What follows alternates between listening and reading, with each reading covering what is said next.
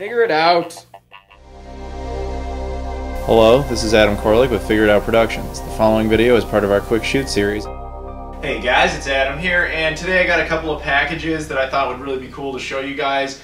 Honestly, I have no special reason for this. I just think the contents of each package are cool, and they're both Wii U games. So I thought, fuck it, let's open these up and talk about them. So we'll start with this one on the right. And so I'm just going to pop it open. Now it comes from NIS America, so you might already know what it is based on that alone. If you don't, I will go ahead and show you. First, we have some bubble packaging stuff, and then we have this little thing, and then we have the game itself. Move that off to the side.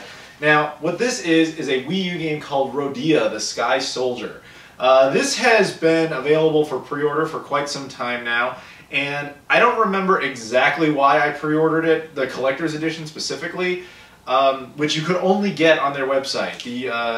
You can buy the regular edition at normal stores and normal retail, but for some reason the collector's edition was only available on their website. And I decided to get it.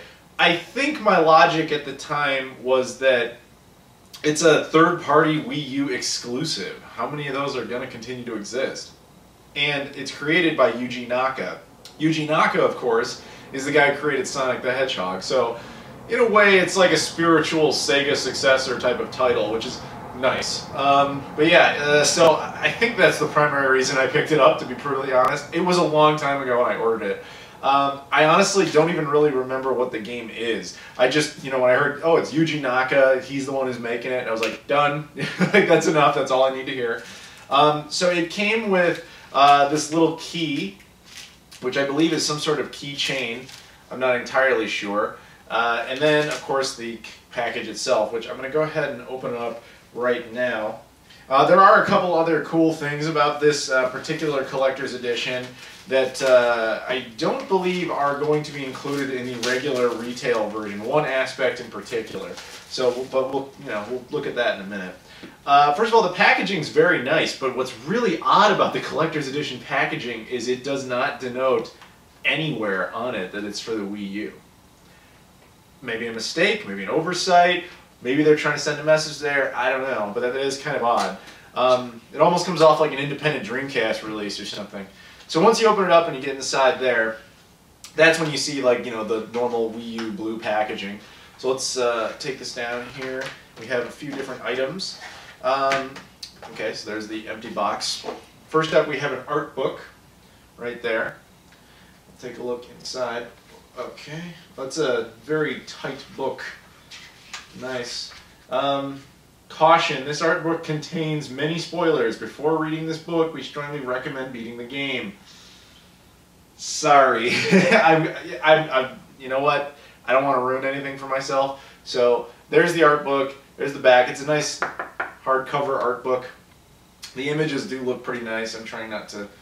I guess I can read the first one. Rodea, that's the main character, though I won't read anything about him. But very cool. So I'm really very much looking forward to checking out this game. It also contains a music CD. It looks like it has 10 different songs on it, which is cool.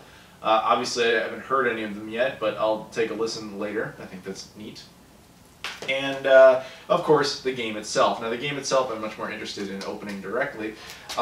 So, the thing that's pretty interesting about this release, and it may only end up being this version, is this was originally a Wii game, or was going to be, and was canceled in 2011. When the game was essentially revitalized, and for the Wii U, at some point they had the idea to finish the Wii version and include that as a bonus. So it's actually got two discs. The back one is the Wii U version right there. And then as a bonus, it comes with the finalized Wii version. And as I keep hearing, only first print versions are going to have the Wii copy. Now, I don't really even like the Wii, so that's not like a huge deal to me, but I do think that is fundamentally neat that that is there.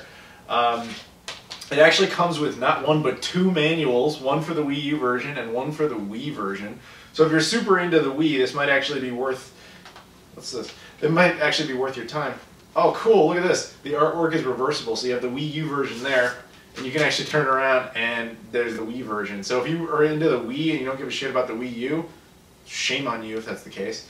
Yeah, you could actually swap this out, put it in a different case if you like, and you'd have a brand new original Wii game to add to your collection, which I think is fundamentally pretty neat.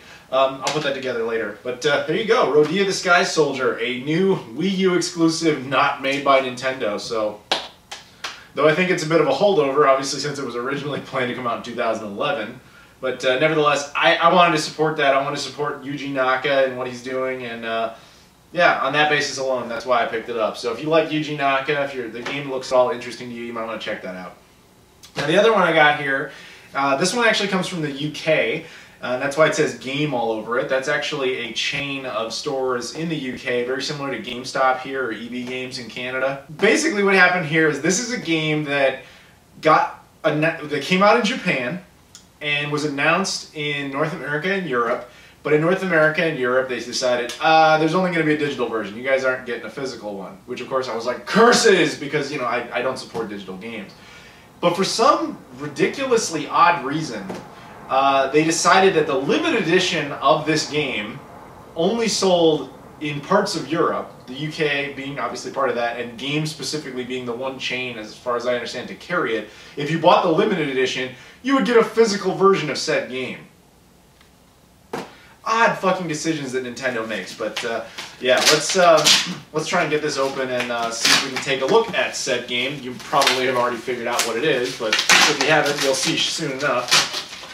So what happened in this case was that I had a buddy of mine, Ben Shenmuso. He basically, I asked him, like, look, you know, do you think you could track this down? I'll buy the game, and I'll send you the money, and then you ship it out here, etc.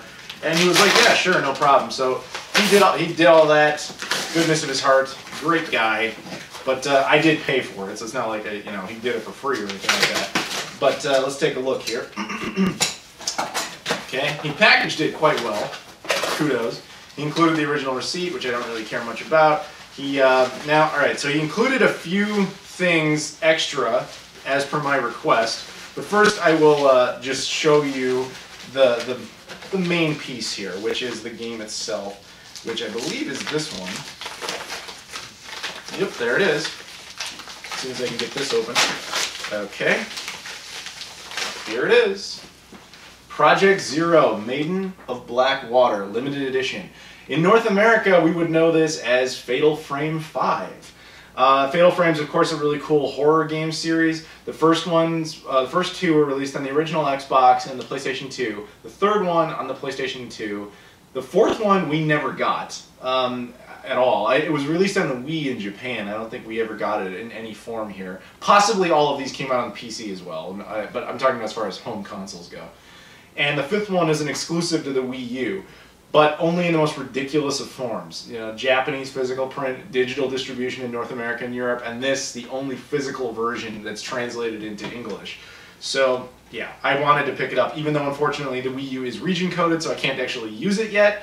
I'm hoping one day those region locks come down, or at some point I'll break down and I'll get a European Wii U, because I got a bunch of European Wii U games I'd like to be able to play, this one probably being most paramount. So let's take a look inside. We open it up, and we see it's got a few different things. It comes with a steel case, if you prefer that. Honestly, I don't get the point of steel cases. I see this in a lot of European collector's editions. Now maybe there's people who go out of their way to put all their games in the steel cases, and that's how they display them. I don't know. But it's really odd to me because the game comes with an actual case. So it's like either buy it with the steel case and without the plastic case, or I don't know. I just don't see the logic of getting both. But regardless, it comes with a steel case. It also comes with a couple of items here. It comes with this little envelope that contains several photographs. Well, you know, doctored and fake photographs, but they're supposed to pretend to be real photographs of images in the game. It also comes with a poster, which I'll try and open up here real quick and give you a sense of what it looks like. That's one side of it, which I can't even really tell what the hell that is. And then this is the other side. So there you go. And that's neat. I swear I'll clean this all up later. And then it has an art book right there. Project Zero, Maiden of Black Water. The art book! I don't get why it's called Fatal Frame in certain regions and then Project Zero in others, by the way. I don't know. I'm sure that just boils down to a stupid trademark issue. Usually that's the reason for things like that. But yeah, there's some cool imagery in there. And of course, the main piece, which was the thing I cared about the most, the game itself, right there. Very cool. I just wish we had gotten a physical version of this in North America. That would have been much better than having to bother my buddy and make him ship this out to me. But there you go. There's the front, and there's the back. Open it up. No manual. How fucking stupid is that? Are you serious? Collector's edition, all this stuff. You couldn't put a manual in there? Whatever. And then there's the disc. Very nice. So, cool. Very, very cool to have that, to basically be able to add both of those to the collection. But now there's a couple of bonuses I asked him to throw in here, and he was cool enough to actually do it. So let's see if I can get these out of here. Okay, just move this box. Now these are not actually game related. You'll see very quickly what the deal is. Check it out. Bars of chocolate from Cadbury. Now Cadbury is a big British chocolate company. And I'm sure to my fellow Americans you're thinking, well, why would you do that? You can buy Cadbury here in like a local grocery store. Yes, you can. However, our version of Cadbury sucks ass. It's made completely differently. And the different amount of ingredients, they put the ingredients in a different order, largely because in North America we're plagued by the disease that is the Hershey bar, and they more or less force other companies to fuck up their chocolate. I'm not kidding about that. Look into it yourself. It's fucking weird. So when it comes to the chocolate, you want to get your stuff from Europe.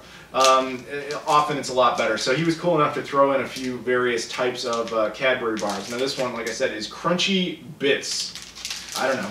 But let's take a look at a few of the others, shall we? We got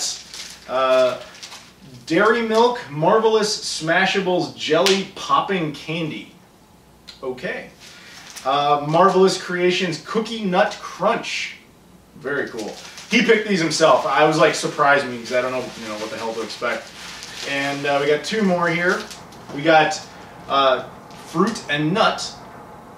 And then finally we have the very basic, Alpine plain chocolate milk, which is probably my favorite one actually. So, or milk chocolate, sorry. But there you go. Very cool. Thank you to Ben for including that. Thank you for going out of your way to track down Project Zero and send it over here. And thank you guys for watching. I know how this was kind of an just out of nowhere type of video, but hey, I hope you guys I hope you enjoyed looking at a couple unboxings of a couple exclusive collector's editions of Wii U games. So there you go. As I believe this one didn't come out in Europe. They might have got the regular edition, but not the collector's edition. Yeah, I don't know. But anyway, there you go, guys. Thank you again for watching, and I'll see you all later.